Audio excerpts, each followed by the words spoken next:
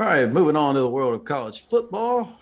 Got some big ones out there. The Big Ten taking center stage when number 7 Michigan State takes on number 4 Ohio State. A huge game in terms of the Big Ten East. Later on, you've got Arkansas and Alabama in the game of the week, and then also Michigan will try to remain with one loss when they'll take on Maryland. In the Pac 12 on the ABC night game, you've got number 3 Oregon, a slight underdog against Utah, and also another underdog is number 10 Wake Forest when they go on the road to take on Clemson. Drink, what are you looking for this weekend? A lot of action-packed enthusiasm there, Jay. So you mentioned the first game, number 7 Michigan State going to the shoe to play number 4 Ohio State. We know the significance of this game. Both teams with one loss, both teams trying to get to their respective championship game. We under the belief that as long as one of these teams, make it to the championship game with one loss, win the championship game, they're shoe in for the playoffs. Where that road starts here with these two teams. We already seen the result of Michigan State and Michigan. Now this is the second of the 3 legs, and then we'll have one more when Ohio State play Michigan. Listen, Vegas got it almost 20 points for Ohio State, and I'm with them. I said this last week. I think Ohio State can flop around for a good half and then put it on them in the second half and go and close the show. Here's the thing. As much as I like Michigan State, as much as I like Mel Tucker, he's not there yet. Michigan State is not there yet. They're not there at the point, even though they got a lot of transfers that's coming in and doing good things. Ohio State ain't full of no transfers, buddy. This is straight recruiting here. These are guys that was in the system. These are guys that Ron Day got there. And who I forgot the name of their wide receiver coach, but this dude is the best wide receiver coach in the nation when it comes to recruiting. Because somehow this dude, the only dude I know, putting out 3, 4, 5 stars per cycle. Even Alabama got to, take a 4-star here and there. But whoever this guy is at Ohio State, man, let me tell you, he's killing the game with the wide receivers. So with that said, listen, this is a team. You think about this with Ohio State, because I look at this when we evaluate the SEC. Ohio State got pop. I know Michigan State has the most popular running back, but I think Travion Henderson is better. I'm just gonna keep it real. I got it. Kenneth Walker could win the Heisman this year. Got it. But I like Travion Henderson better. When it comes to wide receiver, it ain't no match. It just ain't no match. Chris Olave, Garrett Wilson, Jibo, however you say the rest of his name, it's no match. Them dudes, I think they just elite. All you need is C.J. Stroud to come in there ready to play, and this is probably going to be a over quick, fast, and in the herd. Something similar to what they did to Purdue, because that offensive line will move Michigan defense line, I think. So either way, I'm going to say I think Ohio State covers. I really do think they're going to cover. Wake Forest and Clemson, here's the deal. And we talked about this. Clemson is favored by 4.5. Clemson is favored by 4.5. Folks, let me tell you something. This ain't the Clemson that we used to. This Clemson is full of guys that want to hit the transfer portal right now. And they don't want to hit the transfer portal to come to Clemson. They want to hit the transfer portal to leave Clemson. This is a very, shall I say, October 31st feel, spooky feel for Cleveland. I say Cleveland? Clemson. Very spooky feel for Clemson because in the last, 5 or 6 years, we're not used to seeing Clemson like this. I mean, they downright unwatchable this season. Yet they still a 4.5 point favorite. So what that tells me is Vegas don't believe in Wake Forest.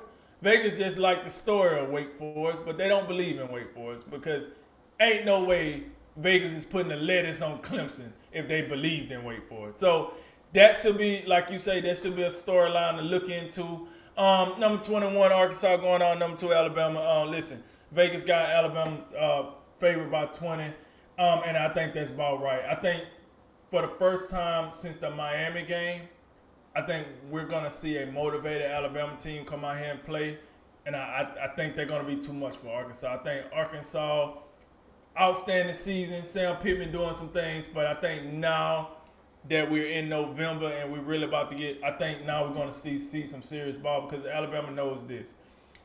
They can't afford to lose another game. This is what it is. Can't afford to lose another game. And at this point, you kind of gotta. We might need some star points from Alabama because you got a lot of teams. You got a lot of pundits out there saying, I don't know why in the hell Alabama number 2. What they do so special? You know, they play in the SEC. I got it, but what they do so special? So it might be close to that time of, like we say about, you know, Cincinnati almost. It might be star point time because here's the problem. The team I think Alabama really running a parallel with right now is Ohio State. And Ohio State is, however, putting up style points. That what they did to Purdue, that is style points. They went out there and waxed Purdue. Purdue was supposed to be this up-and-coming team that was sneaking up on everybody. By the way, Purdue was number 19 in the country last week. So, Ohio State went and took care of them like a third-tier team like they were supposed to. What that tells me is, Alabama, we're going to have to start pressing the gas and start showing that we deserve to be the number 2 team. As we get closer to that final ranking, as we get closer to bowl season and championship weekend, I should say, Alabama we got to start showing that we're a more complete team. I hope we should see that. Listen, you slid Michigan and Maryland in here and they getting programmed on the Big Ten network. So I'm skipping that one. I'm going to just downright skip that one. Number 3, Oregon. Going to number 23, Utah. This is going to be a barn burner. This is another game, just like the Clemson and Wake Forest game. Utah's a 3-point favorite. Chin scratch. It's a reason, though. Evidently, Vegas, once again, say, listen, Oregon is similar to Alabama to this.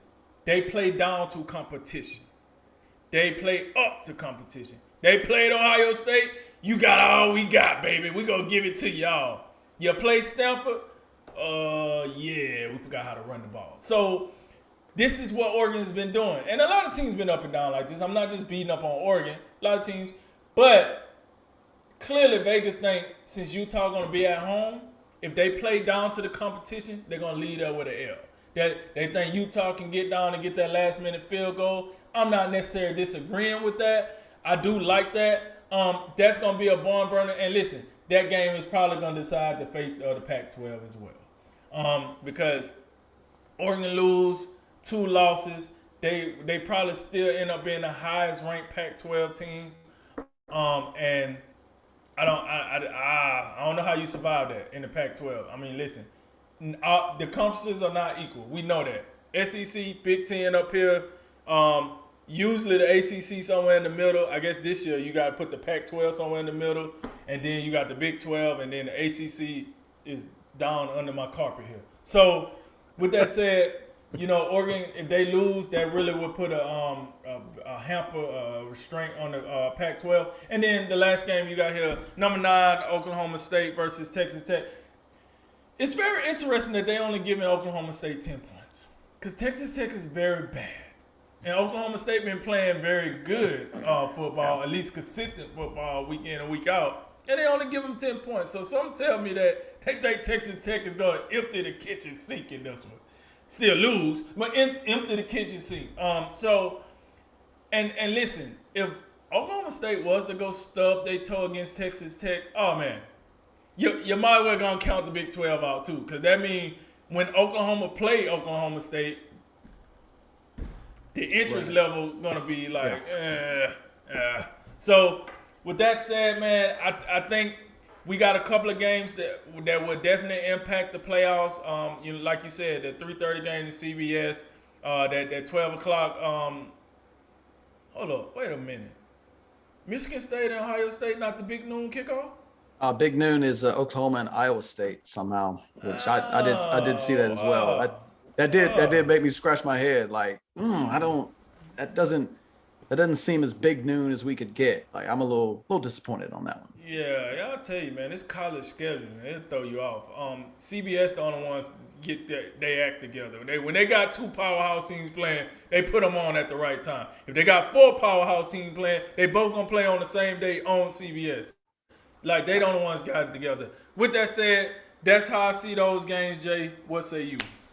Yeah, you got got what I like to call some elimination games that we're starting to look at, even though there's still next week, rivalry week, and then championship week. But definitely top of the list is Ohio State and Michigan State. That's an elimination game. Whoever loses, it's gonna be their second loss, and they're gonna be left out in the cold. Ohio State, man, it's hard. Like we've been watching them fairly closely, and we've also been watching Michigan State, and that's the two teams left for Ohio State. They win those games, they're gonna roll in very confident to the Big Ten title game, and if they roll through that, they're gonna be in, no doubt about it. And just really an opportunity to build on the resume. Their one loss is Oregon, so that's not going to hurt them. I mean, they no doubt both these teams control their own destiny. Michigan does as well, but it's the same thing that we've been talking about. Ohio State can they got the explosiveness and they have the talent to where they can survive some less than stellar play for a lengthy period of time. Michigan State and Michigan, they just don't have maybe the quarterback play and the explosiveness on the outside to compete in I mean, if either of these two games, this game against Michigan State and against Michigan, if they're shootouts, Ohio State going to win them, because I don't think either team can score to Ohio State's degree. They're going to need both of these teams, Michigan State and Michigan, need to run the ball, control the clock, and protect the football, and not shoot themselves in the foot with penalties and turnovers to have a chance. But if they let the game get out of control and it's a track meet, I think you go ahead and forget about it. Ohio State gonna win both games. That is a pretty significant line, 19.5. That's a lot of points to give up when you're looking at the seventh best team. So I don't know I mean, Ohio State could very well get them out of here quick, fast, in a hurry, and it could be a sort of a blowout. But something tells me, like, I don't know if Michigan. I think Michigan State's going to stay within striking distance. I say they may lose by 10, but I think, look, I mean, they know this is the biggest game on their schedule, besides Michigan probably. But it's just hard to see Mel Tucker. He doesn't seem like the kind of guy his team is going to shrink in the moment. So I think they're going to put up a good fight. Hey, quick question. Who's the leading receiver for Michigan State right off the top of your head? I could not tell you that in the leagues, but I do know, like, I think you're going to see Kenneth Walker. The game's going to be all about Kenneth Walker against the Ohio State defense. And I think he's going to do enough to keep him in it.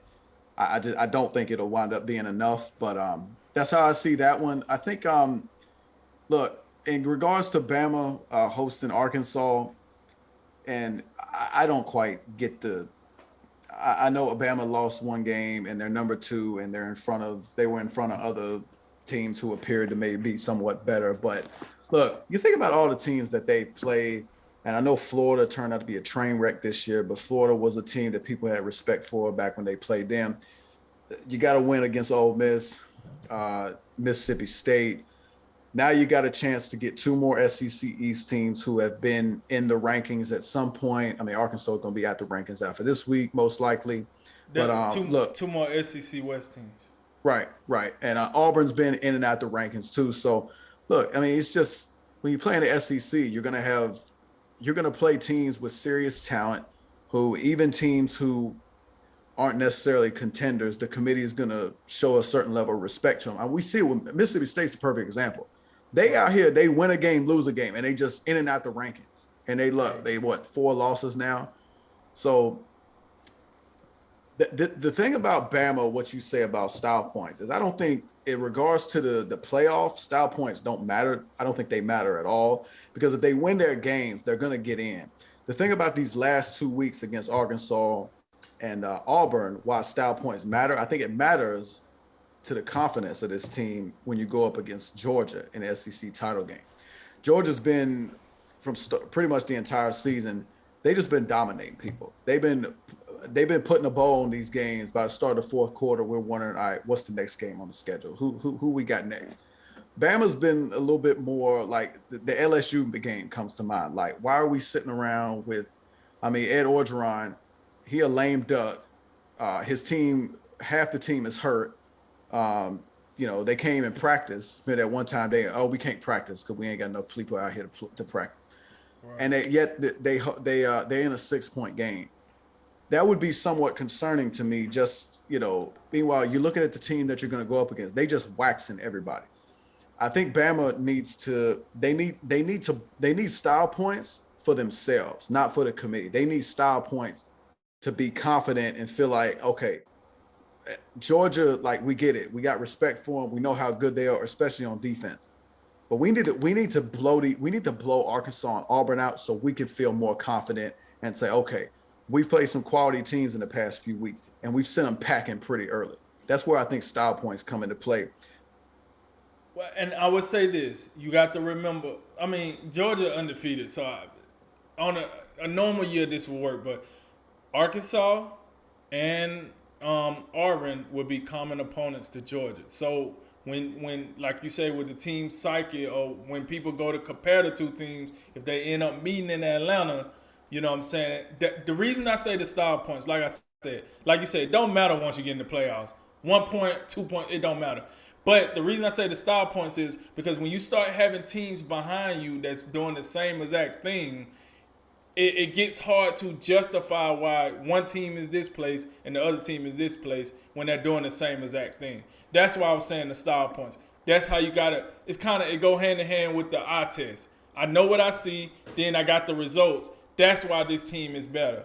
And by the way, their chairman do a very good job this year explaining this stuff. They should have had a chairman like him on the playoff committee before. Just want to throw that out there. Oregon and Utah, that's a conference elimination game. If Utah upsets the apple cart, which Vegas thinks they will, then Pac-12 is going to be left out of this thing. I mean, it's just no other way to look at it. And I mean, Utah is one of the better programs the Pac-12 has to offer outside of Oregon. That's going to be one worth watching because I mean it's not unusual to see like Oregon just come out here and disappoint. So that does bear watching. And if you're a team like Cincinnati, for instance, you're gonna have your Utah apparel on if you got any, or you're gonna be cheering for Utah in that one. The other one to where you got a top 10 team as an underdog. What that game feels like to me, Wake Forest Clemson, that feels like a last stand type game for Clemson. Like, as far as, okay, we got Wake Forest coming in here. Wake Forest all of a sudden think they're a serious contender, which I'm with Vegas on this one. I don't think they're all that serious. But like, I don't know if Clemson, like, are you gonna sit over here? Are you gonna get your doors blown off by the Demon Deacons and Dave Clawson or whoever's running this clown car? Come on, man. Like, you gotta show some. You gotta take some of these. I mean, you've still been recruiting at a pretty high level. These guys are gonna come out and they gotta show me something.